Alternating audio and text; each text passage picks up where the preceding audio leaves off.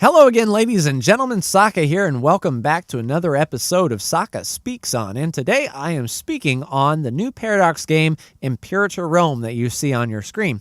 The screen capture is from the Dev Clash of this week, so it is the latest hot code, so any bugs that you see pop up will probably be squashed, maybe, by the release date of April 25th. So what is Imperator Rome exactly?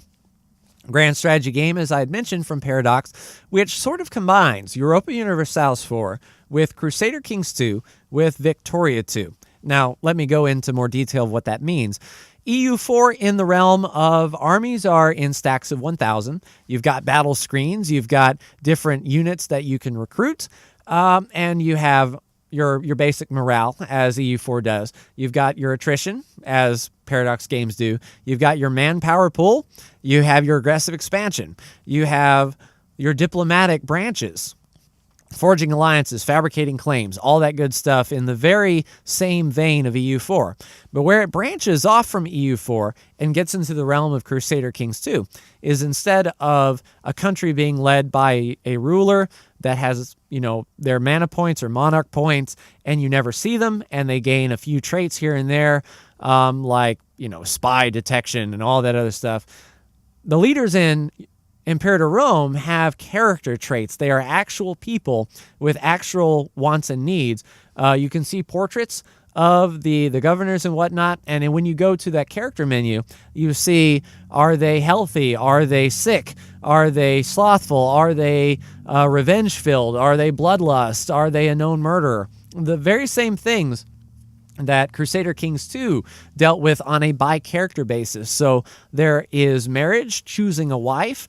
Your children will grow up to have traits molded by their educators. It is very Crusader Kings 2-like. Also, your council has different military positions, different political positions, and different religious positions. So, of course, you look at the personal traits of those people to determine, are they the best person for the job?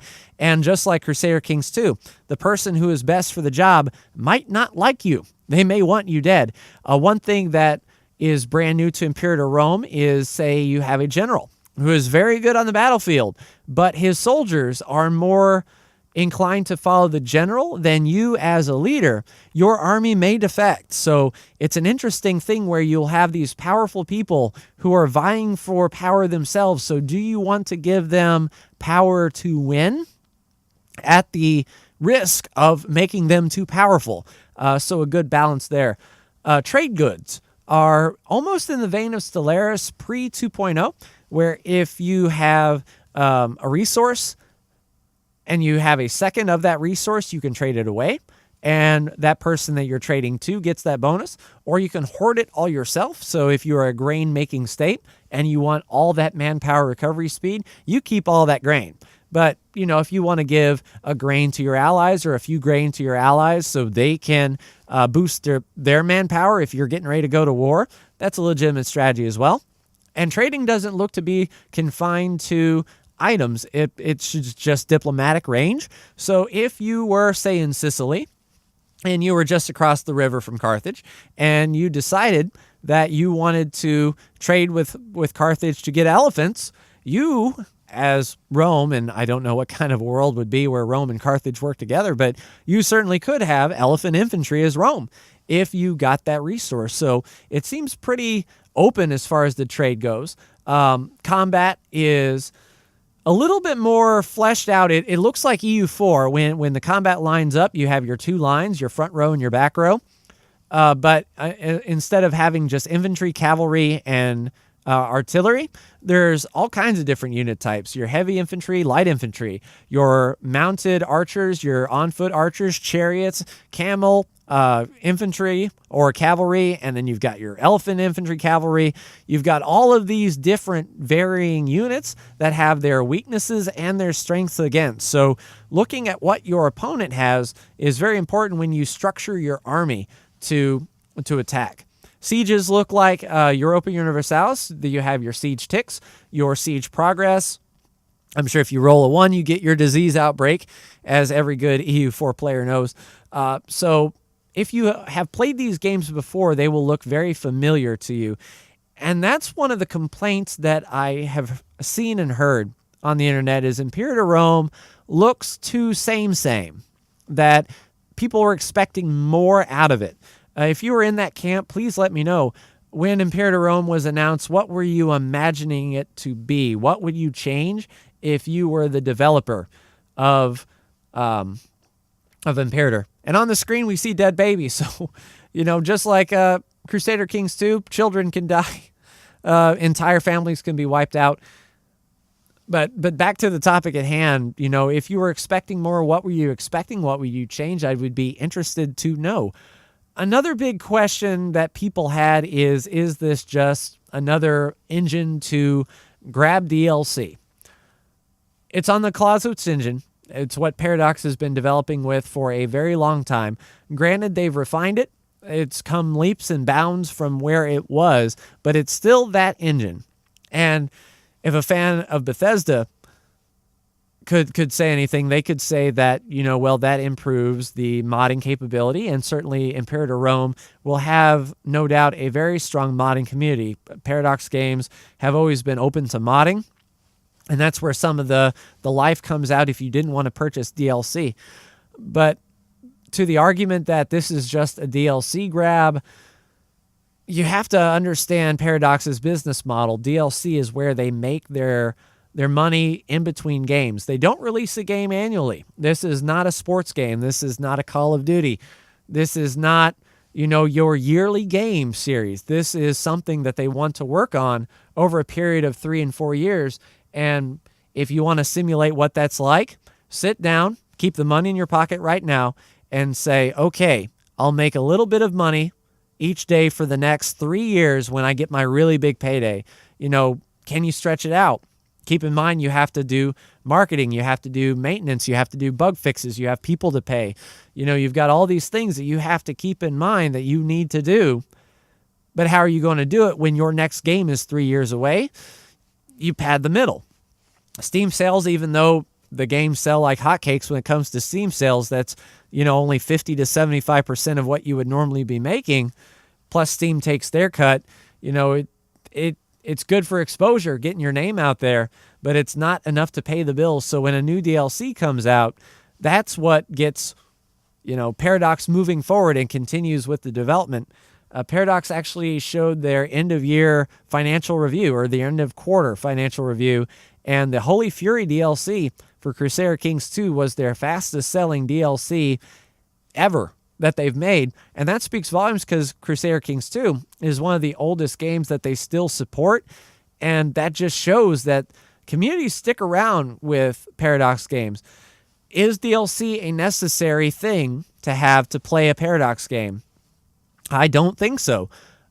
If they do DLC right, and I'm sure there has been some horse armor-like DLCs that Paradox has made. Don't get me wrong, I'm not saying that every DLC is a winner. I'm looking at you, Sunset Invasion. But the ones that are really good, like Holy Fury, they add, but they don't take away, and they don't make the base game feel like, how can I put this? When you play the base game without the DLC, you don't know what you're missing because that's all you know. And I feel Imperator Rome will be the same way. For the people that really like the game, they're going to put in hundreds of hours on the base game. But then a DLC is going to come that enhances a mechanic or changes an aspect, and then people will go up in arms saying, well, now I can't go back to the base game because I am used to this. This is the way it should have been on release, and I can't go back to that anymore.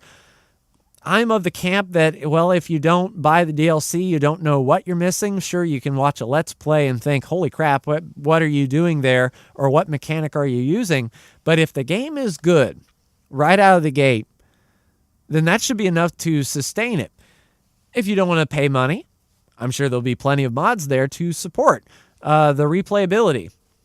The developers have come out and said that this game will be moddable, and everything that you see on the screen can be changed, whether it be a flag or whether it be traits or whether it be anything that you see. And being on the same engine, I have no doubt that within the first few weeks, we are going to see some ambitious mods, mods that will fix some game mechanics, mods that will enhance game mechanics. To this day, EU4 still has a vibrant modding community that put out good stuff, but I've never played with it. So I don't know what they have. I don't know what they're missing. I've never played Mew and Taxes. And people say, like, well, I can't go back to EU4 now. I've played Mew and Taxes. Well, that's a personal choice. I, on the other hand, play EU4 without any DLC at all, and I still have a great time. So DLC as your mileage may vary. If you want to support the developer, fine. You don't have to have DLC to keep going. It's not, say, a map pack where if you want to play, online with people, you have to have it. Now, granted, if you play multiplayer with people that do have the DLC, you either go back to your previous version or, you upgrade. But for a single player experience, I don't think you'll be out anything if you don't buy the DLC. If the game is good, when it releases, you won't need any DLC. You will have DLC that speaks to you, like Holy Fury did for all the Crusader Kings 2 players. And I'll go out on a limb here. I think the Animal Kingdom Easter egg went a long way because people are like, holy crap, I didn't know I even needed this in my life, and now I do. I want to play the Great Horse Empire. It was cool, and it gets a lot more out of the game, and that's what a good DLC should do. A good DLC should not fix problems. A good DLC should not be just a skin. A good DLC shouldn't be like, I even bundle those country focuses into unnecessary DLCs because you don't need them. And if you don't play as those countries, you're not going to get anything out of the DLC. So just skip it. Those people that love those countries, they can help support Paradox. But then when something comes along that really speaks to you, like if you do play as, say, Carthage, and they release a Carthage-focused DLC with overhauled piracy mechanics or overhauled, army, go for it. Knock yourself out. But, there might be a mod out there that will already do it. It's a tough call. So I don't, knowing their business model and understanding why they want to do it, I don't have a problem with DLC. Paradox as a company needs DLC to run. And games like Surviving Mars and City Skylines that they didn't publish them, or that they didn't, develop, but they published, their question to their developers is always, what's our future plans? How can we keep this game continuing to make money over a long period of time? That's why City Skylines comes out with all their extra stuff. Stuff that you don't need to play City Skylines, but when you get them, it's like, oh, this adds so much. This adds a new industry. This adds nighttime. This adds weather. And people get up in arms. Well, this should have been in the base game to begin with. Well, if you don't play the DLC, then you wouldn't know any better. So, I could be alone in that theory, but, when Rome comes out, I'm going to play it base. And I may not buy a DLC for this game at all. I may get a total conversion mod. I may just play it stock. I don't know, but I'm interested enough to give it a go. Day one purchase, sure. If I don't like it or I feel that it's too samey same, then I'll refund it. There's no harm in that. So yeah, I'm cautiously optimistic. I like what I see from the Dev Clash. Over the next couple weeks, they're going to continue to do more Dev Clashes, more code, fixing bugs, all the good stuff. But from what I see, I get excited when I see this. It's like I can't wait. Like I want to see how I do in this period of time with these new mechanics. And granted, they're not revolutionary. We've seen population with Victoria. We've seen character traits with Crusader Kings. We've seen, coalitions and all that stuff with Europa. But it's in a new place. It's fresh enough. It looks good enough, and there are some things there that differ just enough that, keep me interested. So are you interested to see Imperator Rome? Are you feeling it's a DLC cash grab, or are you going to get it day one purchase? Let me know what you think in the comments down below, but that is going to do it for me. Like, share, and subscribe if you are so bold. Thank you so much for tuning in, and I will see you in the next Saka Speaks On video. Take care.